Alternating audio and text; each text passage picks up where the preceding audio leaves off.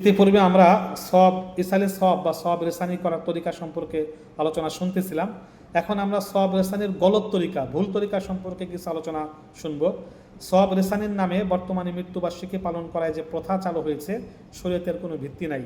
জন্মবার্ষিকী, মৃত্যুবার্ষিকী, বিবাহবার্ষিকী এসব ইহুদি, খ্রিস্টান ও হিন্দুদের সংস্কৃতি।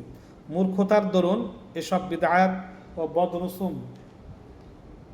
ও বদরসুম মুসলমান জনসাধারণ ভালো কাজ মনে করে চালু করে দিয়েছে, অথচ এগুলো মারাত্মক গুনাহ।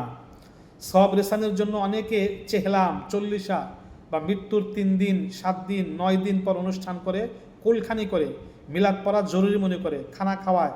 এটা ভুল ও হিন্দুদের তরিকা।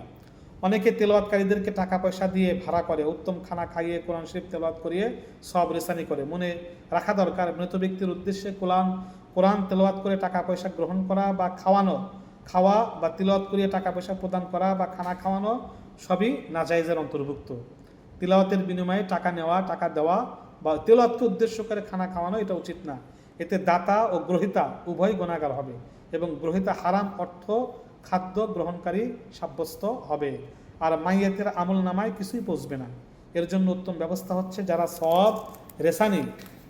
সব রেসানি মানে বিনিময় গ্রহণ করেন না, এমন আলেম ওলামার সঙ্গে মোহাব্বতের সম্পর্ক কায়েম করবেন এবং সর্বদা তাদের কাছে যাতায়াত করবেন এবং তাদের মাধ্যমে দোয়া করাবেন।